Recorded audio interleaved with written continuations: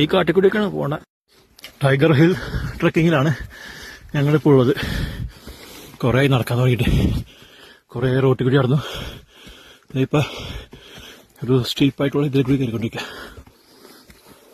कैसे जाता है? अच्छा है ना?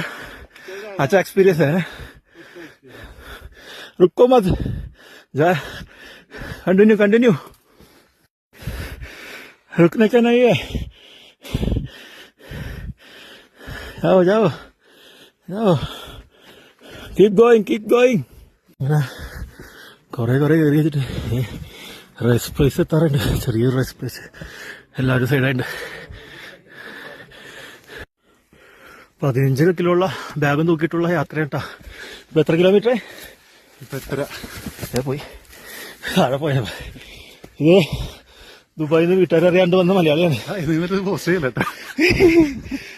NCCയുടെ വേറൊരു മലയാളി. ഹാസിംബായി ആണെങ്കിൽ UAE ഒരുപാട് ട്രക്കിങ് ചെയ്യുന്ന വിവിധ രാജ്യക്കാരുടെ കൂടെ. അതുകൊണ്ട് വലിയ കുഴപ്പമില്ല. പിന്നെ ഈ വെയിറ്റ് തൂക്കുന്ന എല്ലാവരുടെയും മെയിൻ പ്രശ്നം. ആനകളെ പോലെ ഹീറ്റൊക്കെ ചവിട്ടിപ്പൊളിച്ചൊക്കെയാണ് ഞങ്ങൾ കയറിപ്പോണ കാട്ടിലൂടെ.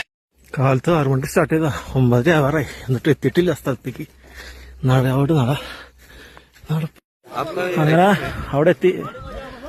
ഈ 15 കിലോ മിനിമമുള്ള ബാഗുകളെടുത്ത് ഇവിടെ എത്തിക്കണേ.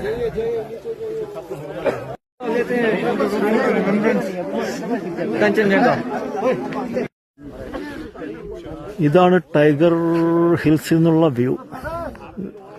അവിടെ കാണുന്നതൊക്കെയാണ് പർവ്വതങ്ങൾ ആ പറഞ്ഞത്.